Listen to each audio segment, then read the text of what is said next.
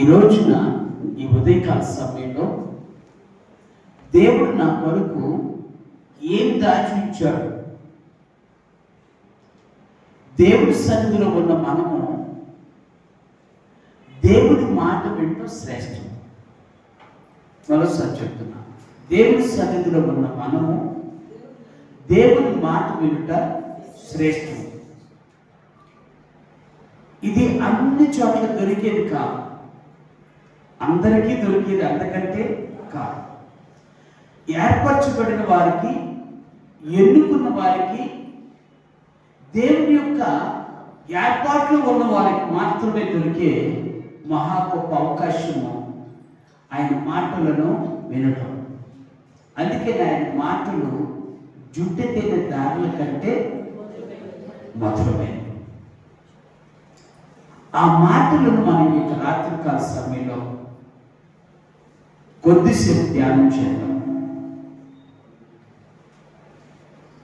ఒక వచనాన్ని చదివిన తర్వాత నేను అసలు విషయంలోకి వెళతాను. మత్తయి సువార్త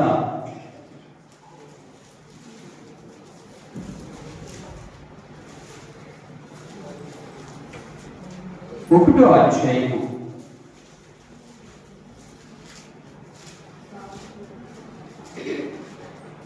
18వ వచనం చదువుతున్నాను. యేసుక్రీస్తు జనన విధమెట్లనగా ఆయన తల్లి అయిన మరియా యోసేపునకు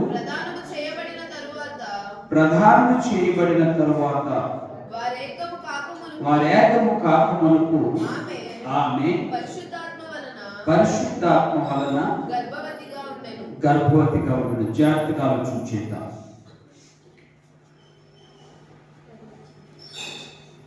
ఈ లోకానికి ఆధారమైన దేవుడు, ఈ ప్రపంచానికి అవసరమైన దేవుడు, ఈ మానవాళికి తగిన దేవుడు మానవ జీవితాలకు సరి అయిన దేవుడు యేసయ్య. ఈ మాట మర్చిపోవద్దు. నీవు నేను ఉన్నాము అంటే, నీవు నేను బ్రతుకున్నాము అంటే, నీవు నేను ఉన్నాము అంటే, నీకు నాకు ఉన్నది అంటే కేవలము ఆయనది. ఆయన మనం బ్రతికించాడు, మనం బ్రతుకుతున్నాం. ఆయన మనకి ఇచ్చాడు, మనం అనుభవిస్తున్నాం. ఈ మాట మీ జీవితాల్లో మనసులో మర్చిపోకండి. ఎవరిచ్చారు? దేవుడు ఇచ్చాడు. నువ్వు సంపాదించుకున్నది కాదు, అది ఏదన్నా కానీ నువ్వు నీ స్వతహాగా వచ్చిన వాడు మాత్రము కాదు. దేవుడు మనకు అనుగ్రహించాడు కాబట్టి, దేవుడు మనకు ఇచ్చాడు కాబట్టి ఈ రోజున మనమున్నాం. అందుకని యొక్క రాత్రికాల సమయంలో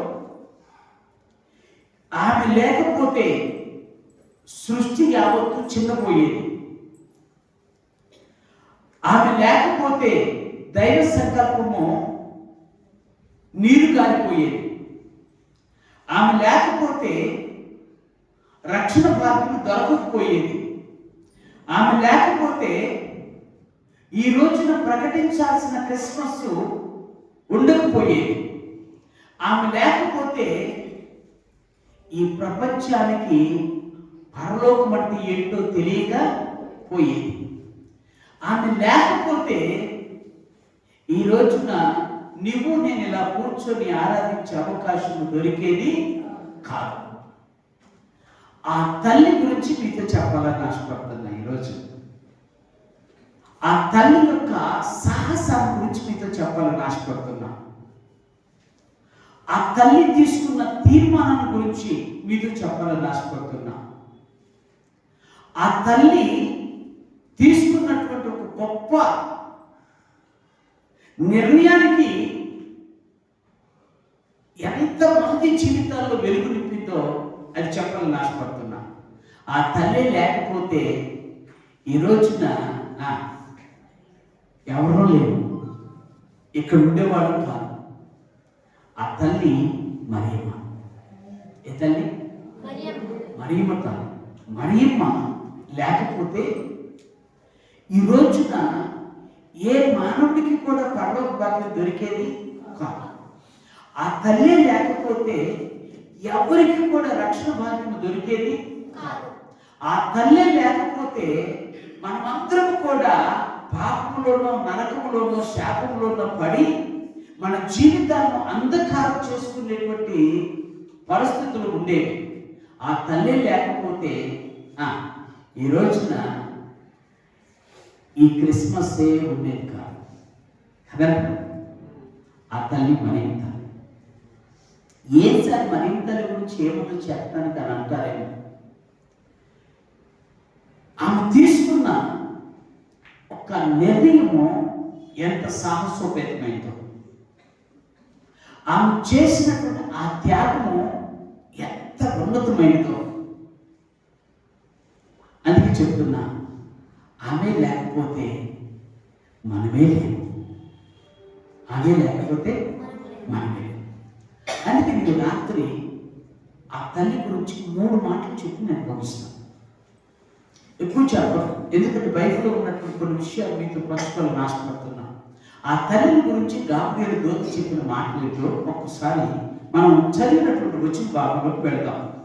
పరిశుద్ధ గ్రంథంలో లూకా సువార్త 1వ అధ్యాయము మొదటి మాటగా 8వ వచనం. అక్కడ అంటాడు, ఆ దూత లోపలికి వచ్చి ఆమెను చూచి, దయాప్రాప్తురాలా నీకు శుభం. మొట్టమొదటి మాట దేవాతి దేవుడు శ్రమిస్తున్నటువంటి మాట ఏంటంటే, ఆ మరియ తల్లిని చూసారా? ఏమనిందండి? యేసయ్యకు జన్మనిచ్చిన తల్లి. యేసయ్యకు మన భాషలో చెప్పాలంటే యేసయ్యకు పేరు పంచిన తల్లి, అంతే కదా? పేరు పంచిన తల్లి. ఆ తల్లిని చూసి గాబ్రియేలు దేవదూత చెప్పిన సత్యం ఏంటంటే, నీవు దయాప్రాప్తురాలు, నీకు శుభం. జాగ్రత్త. ఈరోజు దేవుడు మాట్లాడుతున్న మాట, నీవు నేను కూడా దేవుని దృష్టిలో దయ పొందినవాడు. నీవు నేను కూడా దయాప్రాప్తురాలా అని పేరు చెప్పుకోవడానికి తగినటువంటి యోగ్యతను దేవుడు మనకు అనుగ్రహించాడు. అందుకే దేవుడు అంటున్నాడు, మీకు శుభం కలుగునుగాక అన్నాడు. ఎవరికి శుభం? యేసయ్య ఎవరి గర్భంలో నుండి వచ్చాడో ఆ గర్భంలో నుండి వచ్చినటువంటి బిడ్డలుగా, ఆమె సంతానముగా మనము కూడా దయను పొందినవాము. అందుకనే ఆయన దయకు మాత్రం దూరం కాకండి. ఎవరికి? యేసయ్య దయకు మాత్రం దూరము కాకండి. 2వ మాట చెప్తాడు.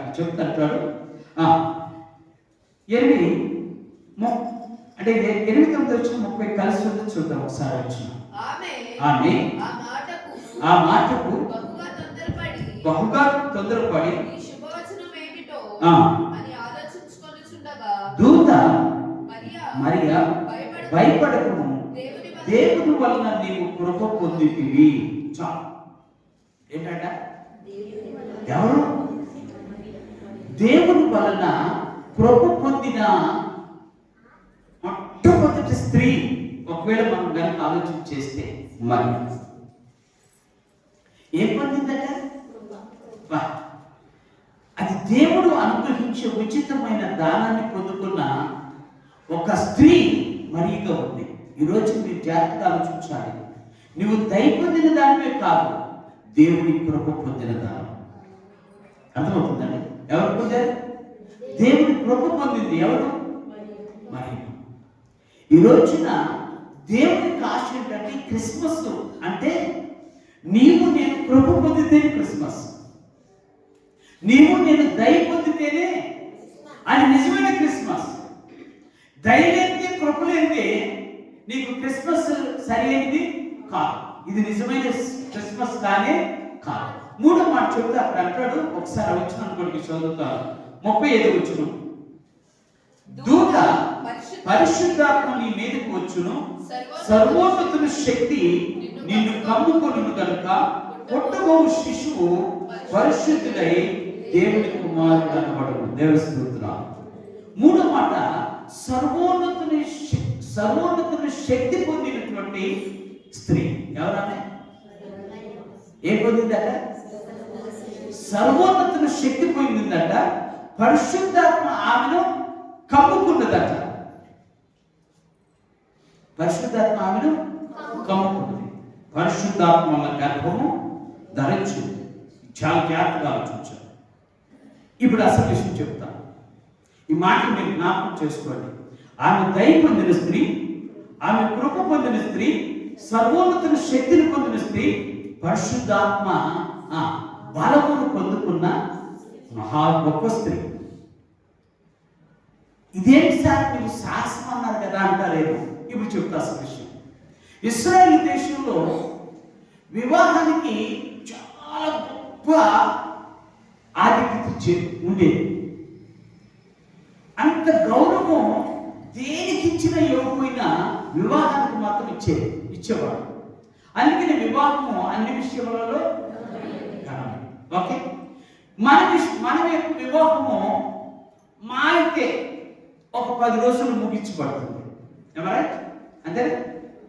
కానీ వాళ్ళ వివాహం అలా కాదు, 6 నెలలు జరుగుతుంది వాళ్ళ వివాహ కార్యక్రమాలన్నీ. అంటే మీ భాషలో చెప్తా, మనకు అర్థమయ్యే రీతిలో. మొదటిది మన ఏరియాలో పెళ్లి చూపులు అంటారు, తర్వాత పప్పన్నాలు అంటారు, తర్వాత ఎంగేజ్మెంట్ అంటారు, నిశ్చితార్థం అంటారు. అంతేనా? ఏంటంటే నిశ్చితార్థం, తర్వాత వివాహము. ఈ వివాహానికి నిశ్చితార్థానికి మధ్య ఒక అద్భుతమైన సంబరం చేసుకుంటారు మనోళ్ళు. ఏంటి తెలుసా? మొట్టమొదటిసారిగా పెళ్లి కొడుకును సిద్ధపరుస్తారు, పెళ్లి కూతురుని కూడా సిద్ధపరుస్తారు. అంటే మీ భాషలో చెప్తున్నాను, నలిగేస్తారు. ఏమేస్తారు? అవునా కదా? నేను చెప్పేది కరెక్టేనా? నలిగేస్తారు. జాగ్రత్తగా ఆలోచించాలి. ఈ ప్రాసెస్ అంతా చూసినప్పుడు అరే ఇంట్లో వివాహం జరుగుతుందంటరా అని అర్థమైపోతుంది. ఎవరికి? విన్న వాళ్ళకి, చూసిన వాళ్ళకి. ఎందుకంటే ఇది సంబరంతో కూడినటువంటి వివాహం. మరి తల్లి యేసుకు ప్రదానం చేయబడినప్పుడు ఆమె కూడా ఈ సంబరాలు మునిగిపోవాలనుకుంది కాదా? ఆమె కూడా నేను వివాహం చేసుకోబోతున్నా, నా భర్త ఇలా ఉంటే బాగుండు అనుకొని తన జీవితంలో ఆశ లేదనుకోకూడదు కదా. అనుకుంది. ఏమని ఆశ ఉంది? నా భర్త ఇలా ఉంటే బాగుండు. ఇప్పుడు కూడా చెప్తాను మీకు అందరికీ. మీరు కూడా కళలు కలిగి ఉంటారు వివాహ విషయంలో. ఏమని అంటే పగటి కళ అవ్వచ్చు, రాత్రి కళ అవ్వచ్చు. కానీ ఏదైనా కళలో తప్పనిసరిగా నా భర్త ఇలా ఉండాలి, నా భర్త ఇంత ఎత్తు ఉండాలి, నా భర్త ఇంత లాభ ఉండాలి, నా భర్తకి ఇలా ఉండాలి అని ప్రతి ఒక్కరు కళలు కంటారు. నిజంగా ఆ తల్లి కళలతోనే ఉంటాయి. నీకులాగానే ఆ తల్లి కూడా నాకు యేసుతో వివాహం జరగబోతుందట, నేను యేసుతో కాపురం చేయబోతున్నానట, నేను యేసుతో జీవించబోతున్నానట, యేసుని గురించి నేను తెలుసుకోవాలి అనుకుని అనేక విధాలుగా తన ప్రయత్నం చేస్తూ యేసుకి ఇష్టమైన రీతిలో ఉండాలని ఆశపడింది. మనం కూడా అంతే కదా, అంతే కదా. పెళ్లి రోజున మన ముఖాలు చూస్తే ఎంత వెళ్ళిపోతాయో. ఏ రోజున అప్పుడు దాకా కలిగిన ముఖాలు అప్పుడు పెళ్లి రోజు మాత్రం ఎరిగిపోతాయి. ఒకవేళ ఆయన కనుక వస్తున్నాడు పెళ్లి చూపులు కంటే అప్పటికి మనకంతా అప్పుడు దాకా ఎక్కడెక్కడో ఉండి ఒక్కొక్కరు చెప్తూ ఉంటారు. సరే ఏమో చూడటానికి వెళ్ళినప్పుడు గడ్డిపోపు ఎత్తుకొని వస్తుందండి ఒకళ్ళు, ఈవిడ చూడటానికి వెళ్ళినప్పుడు అండి కలుపు తీసి కట్టి ఆ కడుపు పట్టుకొని వస్తుందండి ఇంకొకళ్ళు. అప్పుడు ఏమి చూశానంటే ఆ రోజున ఇప్పుడైతే బాగుంది కానీ అప్పుడైతే మరి దారుణం అంటే బాబోయ్ అనుకున్న వారు లేదు. సాధ్యం అంటే నేను ఎందుకు ఈ విషయం చెప్తున్నా అంటే ఇలాంటి ఆశలతో మరీ కూడా ఆనందంగా జీవిస్తూ ఉంది. నా జీవితంలో భర్తను పొందుకోబోతున్నాను, ఆయనతో కాపురం చేయబోతున్నాను, నేను బిడ్డలకు పొందుకోబోతున్నాను అనుకున్నటువంటి సమయంలో ఒక పిడుగు పడ్డట్టు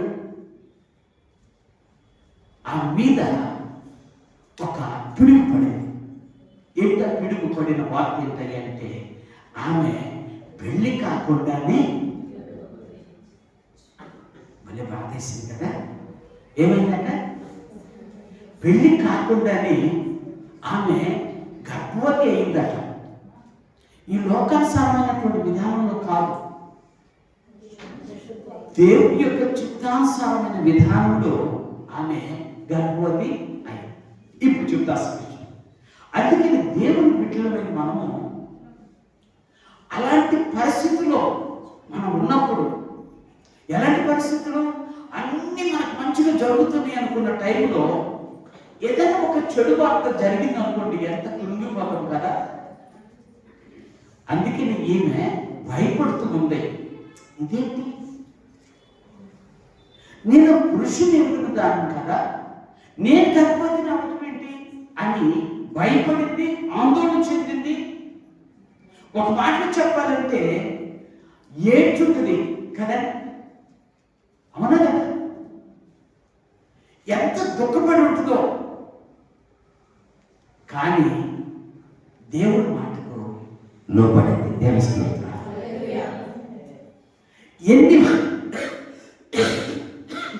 ఎన్ని బాధలున్నా, ఎంత వేదనున్నా, భయములను ఆవరిస్తున్నా,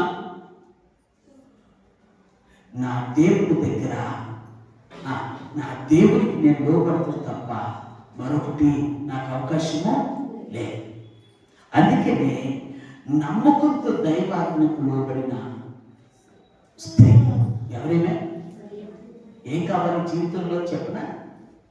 వివాహ జీవితమే కాదు, విశ్వాస జీవితమే కాదు, ఆత్మీయ జీవితమే కాదు, ఆనందకరమైన జీవితానికి మొట్టమొదటి సూచన ఏంటంటే నమ్మకత్వం. ఏంటంటే ఎవరి మీద? ఇప్పుడు చెప్తాను, మీకు కూడా చెప్పు, జాగ్రత్తగా ఆలోచించు. ఎవరి మీద నమ్మకం అంటే మొట్టమొదటిసారిగా నీకు దేవుడి మీద నమ్మకం ఉంటే, ఎవరి మీద? నువ్వు అందరినీ నమ్ముతావు. ఈ నట్టేటి ముంచినా కూడా నమ్ముతాను అంటావు. ఎక్కడ ముంచినా, నట్టేటి ముంచినా కూడా. కారణం ఏంటి? నా దేవుడి మీద ఉన్న నమ్మకం. అందుకే నీ నమ్మకము నీకు ఉన్నప్పుడు, నీ దేవుడి మీద ఉన్నప్పుడు నువ్వు అందరూ నమ్ముతావు. నీ బిడ్డలు నమ్ముతావు, నీ కుమార్తెలు నమ్ముతావు, నీ చుట్టూ ఉన్నటువంటి నీ స్వజనులు నమ్ముతావు, నీ యొక్క రక్త సంబంధాలు కూడా నమ్ముతావు. ఎందుకు? మనం బట్టి కాదు, వాళ్ళని బట్టి కాదు, మన దేవుని బట్టి. ఎవరిని బట్టి? దేవుడు ఉన్నాడు, ఆయన నమ్మాను కాబట్టి నేను వెళ్ళకుండా నమ్ముతా. వాళ్ళు ఏమైనా చేయని నా జీవితంలో నేను మాత్రం వాళ్ళని నమ్మకుండా ఉండలేదు. మొట్టమొదట ఆత్మీయ జీవితానికి కానీ, వివాహ జీవితానికి కానీ, ఆనందకరమైన జీవితానికి కానీ పునాది ఏంటంటే నమ్మకం. ఎవరి మీద? దేవుడి మీద. రెండవది మన జీవితంలో నేర్చుకోవాల్సిన ఒక సత్యం ఏంటంటే, నీకు కనుక దేవుడి మీద నమ్మకం ఉంటే, దేవుడు నీకు మేలే చేస్తాడని నీకు నమ్మకం ఉంటే, ఏంటంటే దేవుడు నీకు మేలు చేస్తాడని నీకు నమ్మకం ఉంటే, ఎన్ని పరిస్థితులు ఎదురైనా దేవుని మాటకు మాత్రం లోబడక ఉండవు. ఎన్ని పరిస్థితులు తెలుస్తుంది కదా. మరి ఎంత భయంకరమైన భయం ఆమెను వెంటాడింది, ఆ ఎంత భయంకరమైన పరిస్థితులు ఉంది. కానీ దేవుని మాటకు లోబడింది. నా దేవుడు నాకు అన్నీ మేలుకి చేస్తాడు. అందుకని పరిశుద్ధ గ్రంథంలో రోమిలకు రాసిన పత్రిక 8:8 మాట్లాడాడు. దేవుడు ప్రేమించేవాడు కనుక ఆయన సంకల్పం చొప్పున పిలువబడిన వారికి సమస్తం సమకూడి మేలుకి జరుగుతాయేమో. ఏం జరుగుతుందా? మనం అనుకుంటాం, ఇదేంటి నా జీవితంలో ఇలా జరిగింది, అయ్యో ఇలా జరగకుంటే బాగుంటా అనుకుంటాం కదా. నేను ఇలా కాకుండా ఎంత బాగుంటా అనుకుంటాం. ఏంటి నా పరిస్థితి ఇలా ఉంది అని అనుకుంటాం.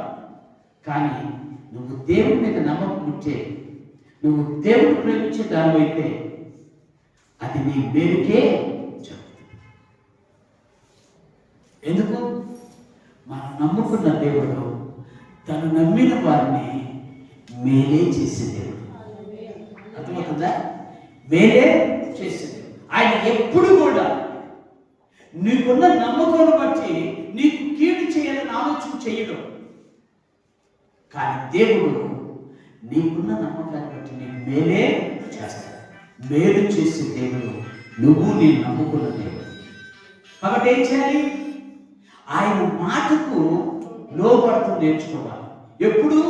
ఆయన మీద నమ్మకం ఉన్నప్పుడు, ఆయన నువ్వు నమ్మినప్పుడు ఏం చెప్పినా కూడా ఆయన మాటకి లోబడాలి. మరొక మాట లేదు. నువ్వు లోబడ్డావా దేవుడు నిన్ను అధికంగా హెచ్చిస్తాడు. అందుకనే బైబిల్ భక్తులు చెప్తుంటాడు, యాకోబు పత్రికలు అంటాడు, ఆయన ఏ విషయంలో భయపడవద్దు, దిగులు పడవద్దు, కానీ సమస్తమును ఆయన నిన్ను హెచ్చించువాడిగా చేస్తాడు. ఆయన సన్నిధిలో నువ్వు ఉంటే నిన్ను హెచ్చిస్తాడు. ఆయన మాటకు లోబడితే నిన్ను హెచ్చిస్తాడు. ఆయన మాటకు లోబడింది ఎవరి? ఇప్పుడు ఏమంటుందో తెలుసా? ఆయన గురించి చెప్తూ ఒక మాట చెప్తాడు. ఒకసారి ఆ వచనం కూడా మీకు చదివి వినిపిస్తాను. పరిశుద్ధ గ్రంథంలో లూకాసు వార్త 1:5 42 వచనం చదువుతున్నాను. స్త్రీలలో నీవు ఆశీర్వదించబడిన దానిలో నీ గర్భఫలము ఆశీర్వదించబడిన. దేవస్థుతున్నాను. ఎంత గొప్ప మాట! దేవుడికి లోబడింది కాబట్టి దేవుడు ఏమంటున్నాడు? స్త్రీలలో నీవు ఆశీర్వదించబడినదా, నీ గర్భఫలము. ఇది నమ్మకం. ఈ విషయం నీ నమ్మకం. దేవుడి మీద నువ్వు నమ్మకం కలిగి ఉంటే నీవు దీవించబడతావో నీ బిడ్డలు దీవించబడతావు. ఎవరు దీవించబడతారు? నీవు దీవించబడతావు, నీ బిడ్డలు దీవించబడతావు. ఎందుకు? యేసయ్య నీకు యేసయ్య మీద ఉన్న నమ్మకము చొప్పున ఆయన నీకంటే ఎక్కువ నమ్మకాన్ని ఆయన నీ పట్ల చూపించేది. ఆయన విశ్వాసత ఎన్నడూ కూడా మారదండి. ఆయన నమ్మకత్వం ఎక్కడ కూడా మారిపోదు. అందుకే నీ రాత్రికాల సమయంలో ఆమె అంతగా దీవించబడటానికి, అంతగా ఆ కుటుంబం దీవించబడటానికి కారణం ఏమిటంటే ఆమె దేవుడు నమ్మింది, దేవుడి మాటకు లోబడింది. నువ్వు నేను లోబడితే అదే జరుగుతుంది. నువ్వు నేను లోబడితే దేవుని కార్యాలను అలాగనే చూడగలుగుతావు. దేవుడు నువ్వు నేను లోబడితే నువ్వు ఏ విధంగా అయితే దీవించబడాలని కోరుకుంటున్నావో అదే విధంగా దేవుడు నిన్ను దీవిస్తాడు. నీ బిడ్డలు ఏ విధంగా దీవించబడాలని కోరుకుంటావో అదే విధంగా దేవుడు నీ బిడ్డలు కూడా దీవిస్తాడు. రెండో మాట చదువుతాను. పరిశుద్ధ గ్రంథంలో ఇంకొక మాట చదువుతాను. జాగ్రత్తగా ఆలోచన చేద్దాం. పరిశుద్ధ గ్రంథంలో ఇంకొక మాట 33వ వచనం చదువుతున్నాను. ఆయన యాకోబు వంశస్థులు యుగయుగములు ఏలును, ఆయన రాజ్యము అంతము లేనిది ఉండునని ఆజ్ఞ చేశాడు. అందుకు మరియా, నేను పురుషుని ఎరుగున దానిని ఇది ఎలా జరుగునని దూతతో అని మాట. జాగ్రత్తగా ఇక్కడ మీరు ఒక విషయాన్ని మీరు జ్ఞాపకం చేసుకోవాలి. దేవుని సన్నిధిలో నమ్మకమైనటువంటి స్త్రీగా ఉండి దేవుని మాటకు లోబడింది కదా. లోబడితే ఏమంటది? ఇది ఎలా సాధ్యము? ఇది ఎలాగో సాధ్యం. ఎందుకు? ఆమె పురుషుణ్ణి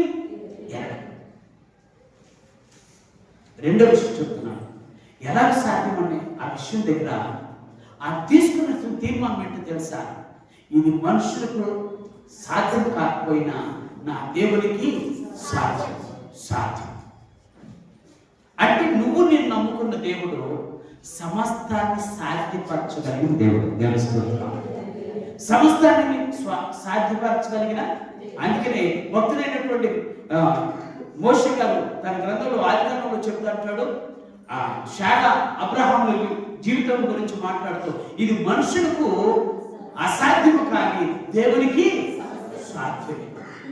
ఏం నమ్మింది తను అని మనం కనుక ఆలోచన చేస్తే, దేవుని సన్నిధిలో ఆమె చెప్పినటువంటి ఒక మాట, అసాధ్యమైన వాటి మీద ఆమె నమ్మకము చూపింది. ఏంటి అసాధ్యం? మన జీవితాలు జాగ్రత్తగా ఆలోచించండి. మనం అనుకుంటాం కొన్ని చాలా విషయాలు, ఇది జరిగిందంటారా, ఇది నిజమేనంటారా అని మనకే ఒక తప్పుడు ఏమనిపిస్తుంది, డౌట్ అనిపిస్తుంది. మనలాగా చాలా మంది డౌట్లు ఉన్నారు. బైబిల్లో చాలా మంది డౌట్ పడ్డారు. ఎవరి మీద? దేవుని మాట మీద, దేవుని మీద ఎన్నో విధాలుగా. మీరు ఇశ్రాయేలు చరిత్ర చదవండి, మీకు అర్థమవుతుంది. ఇశ్రాయేలును దేవుడు అన్ని అద్భుతాలు చేసి ఇశ్రాయేలును ఐగుప్తు దేశం నుండి ఈ కానాను దేశానికి నడిపిస్తే వాళ్ళు అడుగడుగునా దేవుని అవమానించారు. మోషే అహరోనుల్ని అవమానపరిచారు. వాళ్ళ దేవుడిని అనుమానించారు, వాళ్ళని అవమానపరిచారు. అయినా కూడా దేవుడు తన కార్యాన్ని జరిగించాడు. అందుకని యొక్క రాత్రికాల సమయంలో అసాధ్యమైన దాన్ని సాధ్యం చేయగలిగిన దేవుడి మీద ఆమెకు నమ్మకం ఉంది. ఎవరికి? అర్థమైపోయింది, ఇది నాకు కాదు సాధ్యం, ఇది నా వల్ల ఏది కాదు, నేను పవిత్రంగానే ఉన్నాను, ఏ మాత్రం కూడా పురుషుని ఎదుర్కొని ఉన్నాను, కానీ ఈమె గర్భం ధరించిందంటే ఇది దేవుడికి మాత్రమే సాధ్యం. అంటే నీ జీవితంలో, నా జీవితంలో కూడా అసాధ్యమైనది ఏదైతే ఉంది అని నువ్వు అనుకుంటున్నావో, అసాధ్యమైనది నీ జీవితంలో నువ్వు చూస్తున్నావని నువ్వు అనుకుంటావో, ఈరోజు దేవుడు మాట్లాడుతున్న మాట ఏంటంటే, అసాధ్యమైన కార్యాన్ని సాధ్యం చేసే దేవుడు నీ పక్షాన్ని నిలబడుతున్నాడు. అసాధ్యమైన కార్యాలు చేసే దేవుడు ఎక్కడ నిలబడుతున్నాడు? నీ పక్షాన్ని నిలబడుతున్నాడు. నీ పక్షం నిలబడతానికి సిద్ధంగా ఉన్నాడు. ఇది ఎవరికి సాధ్యం కాదు, ఇది మానవాళికి అనుకూలమైనటువంటి పరిస్థితులు కూడా కాదు. కానీ ఈ రోజున దేవుడు మాట్లాడుతున్న మాట ఏంటంటే, ఆయన అసాధ్యమైన కార్యాలు నీ పట్ల జరిగించడానికి సిద్ధంగా ఉన్నాడు. అదే క్రిస్మస్ అంటే నా దేవుడు అసాధ్యమైన కార్యాలు నా పట్ల జరిగిస్తాడని నమ్మకమే. ఆ నమ్మకం లేకపోతే నీ క్రిస్మస్ వ్యర్థమైపోయింది. ఆ నమ్మకం లేకపోతే నువ్వు చేసుకున్న క్రిస్మస్ విలువ లేకుండా అయిపోతుంది. అందుకని దేవుడు చెప్తున్నాడు ఈ రాత్రికాల సమయంలో, అసాధ్యమైన కార్యాలు చేసే దేవుణ్ణి నమ్మటం నేర్చుకో. ఆయన నమ్మావా, నీ జీవితంలో అసాధ్యమైనది ఏది ఉంటుంది.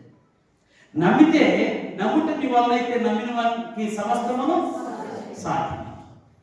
ఎవరు నీ దేవుడు అంటే, నమ్మిన వాళ్ళకి అసాధ్యమైన కార్యాలు చేసే దేవుడు. ఆమె చెప్పండి, ఏం చేస్తాడు? నమ్మిన వాళ్ళకి అసాధ్యమైన, ఇప్పుడు నమ్మింది, ఇది ఎలాగో అంది కానీ చివరికి నమ్మింది. ఎందుకంటే చెప్పాడు దేవుడు, దేవదత్త చెప్పేది, నీ పరిశుద్ధాత్మను కప్పుకుంటాడు, ఆటోమేటిక్గా నీ జీవితంలో గర్భము. అందుకని రాత్రి కాలం అప్పుడే దేవుడు పెట్టారా, అంత మహిమ కలిగిన దేవుడు నీ కొరకు పరలోకం నుండి దిగొచ్చాడు. ఎక్కడికి వచ్చాడు? పరలోకం నుండి మన మధ్యకి వచ్చేసాడు, మనలోకి వచ్చేసాడు. అందుకని నువ్వేం చేయాలి? నా దేవునికి అసాధ్యమని ఏది లేదు కాబట్టి, ఈ లోకంలో అందరికీ అసాధ్యమై ఉండొచ్చు, కానీ నా దేవునికి అసాధ్యమైంది ఏది లేదు అని చెప్పి అంత గట్టిగా నమ్మిన స్త్రీ మరి. అర్థమవుతుందా? ఆ నమ్మకమే లేకపోయినట్టు ఈరోజు క్రిస్మస్ ఉండేది కాదు కదా. ఆ నమ్మకమే లేకపోయినట్టే ఈరోజు మనం ఈ విధంగా మంచిగా దేవుడి సన్నిధిలో ఆరాధించేవాడు కానే కాదు. ఒకవేళ మనం ఈ లోకమును విడిచిపెట్టిన పరలోకానికి చేరేవాడు మాత్రం కానే. అందుకని ఇంకా రాత్రికాల సమయంలో అసాధ్యమైన కార్యాలు చేసే దేవుడిని నమ్మటం అలవాటు చేసుకో. అద్భుతాలు చూస్తాం. ఎవరిని? అసాధ్యమైన కార్యాలు చేసే దేవుడిని నమ్మటం అలవాటు చేసుకో. దేవుడు నీ జీవితంలో అద్భుతాలు చేస్తాడు. మూడో మాట చెప్పి ముగిస్తాం. ఇంకొక విషయాన్ని కూడా మీకు తెలియపరచని ఆశపడుతున్నాను. అక్కడ చెప్తున్న ఇంకొక మాట చూడండి, 36 వచ్చిన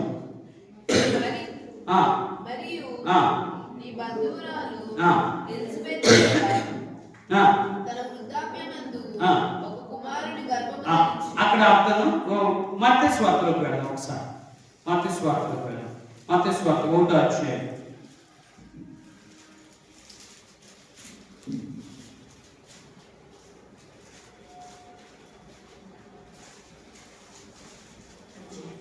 మత్తయి సువార్త 23వ వచనం. ప్రభు తన ప్రవక్త ద్వారా పలికిన మాట నెరవేరినట్లు ఇదంతయు జరిగెను.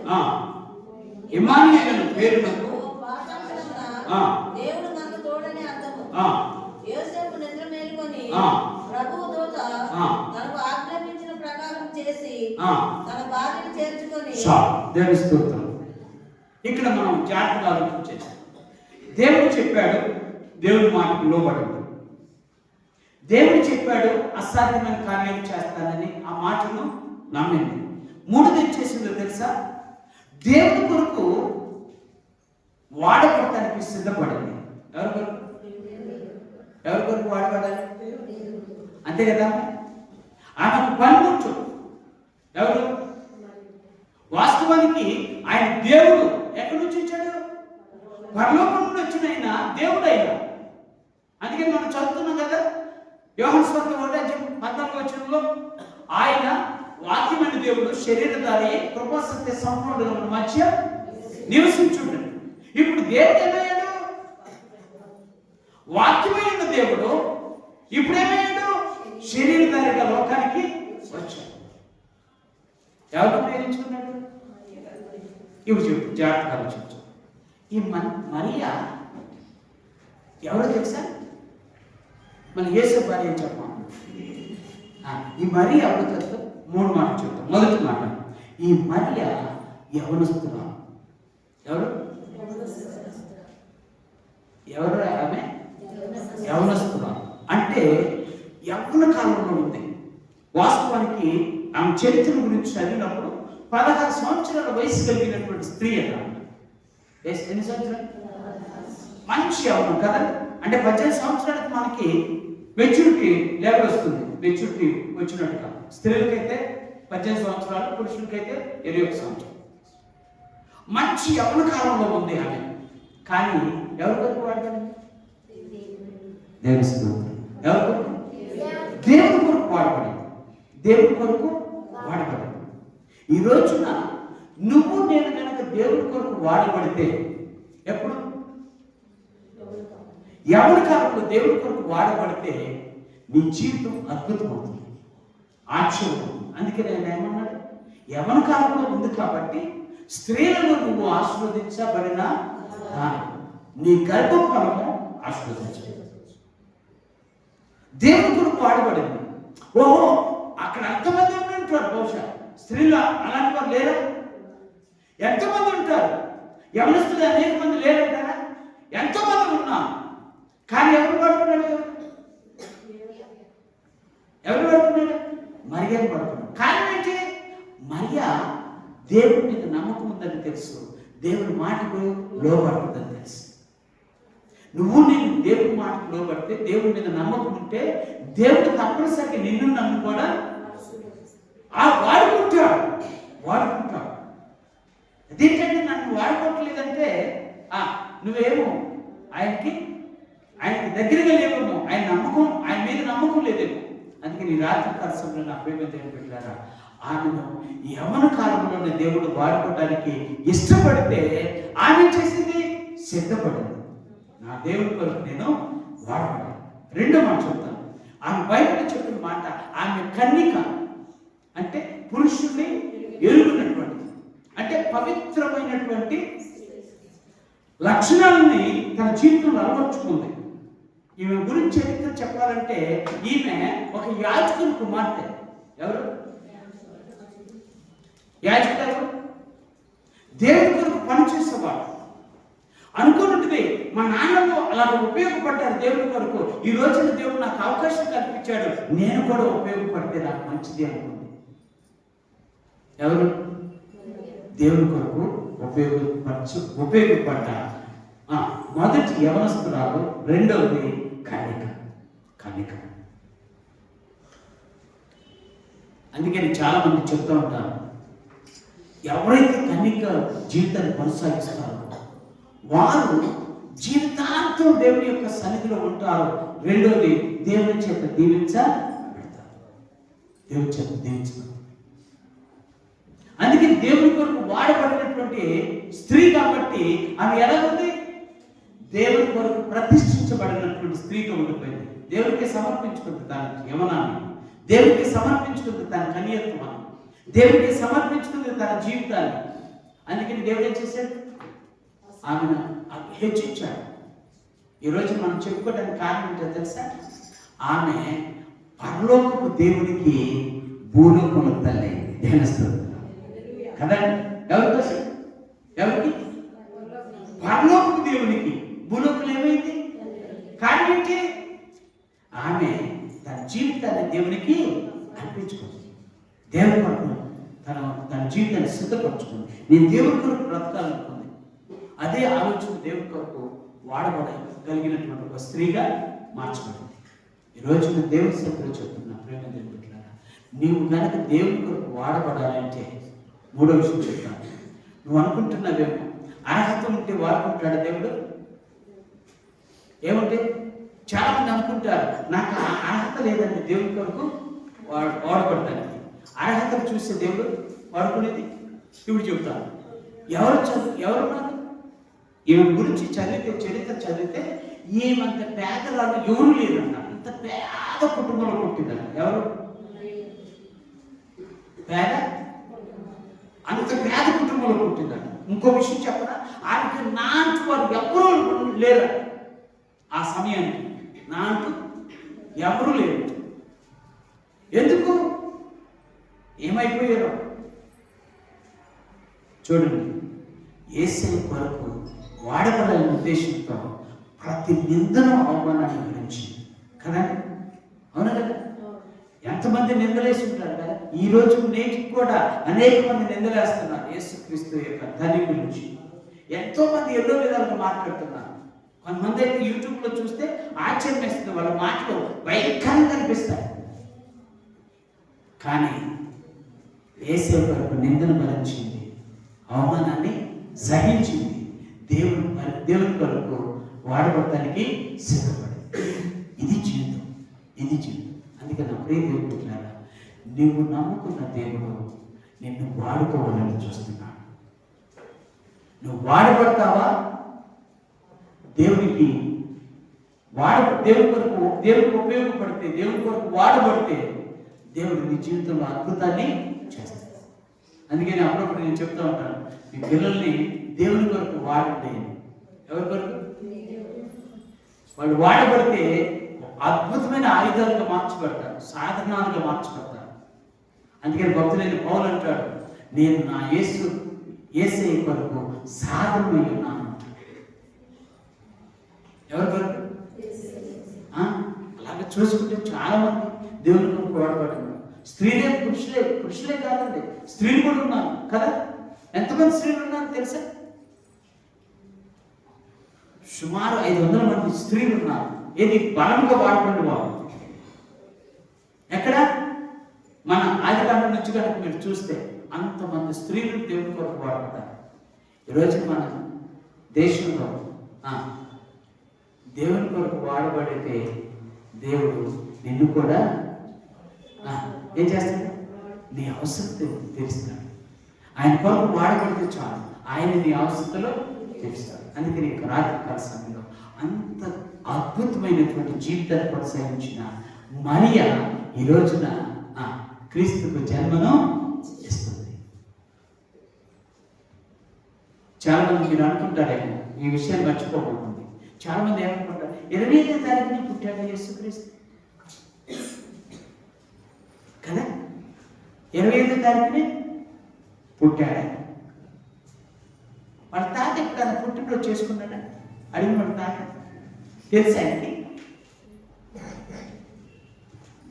ఎవరైనా అడిగితే అది అసలు తెలుసు వాళ్ళకి?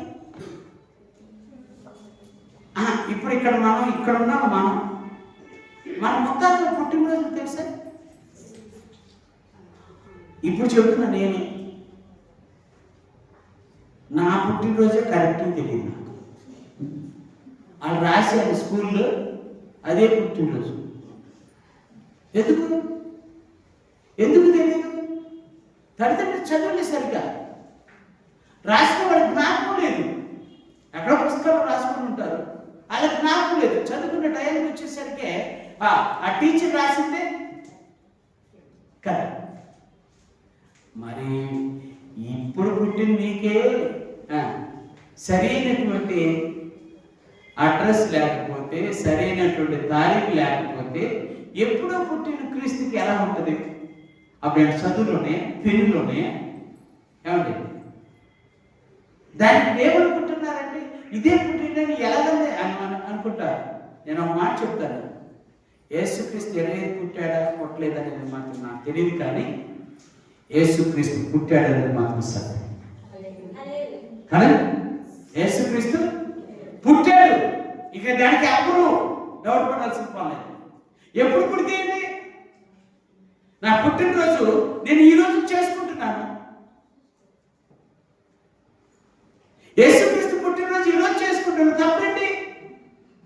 అందుకే చెప్తున్నా, ఈ లోకంలో మనుషులు మన యొక్క విశ్వాస జీవితాన్ని ఏం చేస్తారంటే పక్కతో పట్టించడానికి అనేక విధాలుగా ప్రయత్నాలు చేస్తారు. కానీ యేసయ్య మాత్రం పుట్టిందన్న మాట మాత్రం వాస్తవం, పుట్టాడన్నది మాత్రం నిజం. ఎందుకంటే తెలుసా, నా యేసయ్య పుట్టాడు కాబట్టి ఈ లోక చరిత్ర మార్చబడింది కదా. ఈ లోక చరిత్ర మార్చబడింది. యేసయ్య పుట్టాడు కాబట్టి కాలమానం మార్చబడింది. కాలమానం మార్చబడింది. పుట్టకపోతే క్రీస్తు శకమని ఎవరు అంటారు? క్రీస్తు పూర్వం అంటారా? అందుకే చెప్తున్నాను, రాత్రికాల సమయంలో నా యేసయ్య పుట్టాడు, మన జీవితాన్ని మార్చాడు. యేసయ్య పుట్టాడు, మన గమ్యాన్ని మార్చాడు. యేసయ్య పుట్టాడు, మన స్థితిని మార్చాడు. యేసయ్య పుట్టాడు, మన పరిస్థితులను మార్చాడు. అందుకనే అంత గొప్ప దేవుడిని మనం ఆరాధిస్తున్నాం. ఆ గొప్ప దేవుడికి ఇంకా నువ్వు కనుక ఆయన మాటకు లోబడితే, ఇంకా నువ్వు కనుక ఆయన వాడబడితే, ఆయన కొరకు వాడబడితే, ఇంకా నువ్వు కనుక ఆయన యొక్క బిడ్డగా నువ్వు కొనసాగడానికి నువ్వు తీర్మానం చేసుకుంటే, ఆయన మీద నమ్మకం ఉంటే, నీ జీవితము అద్భుతమవుతుంది.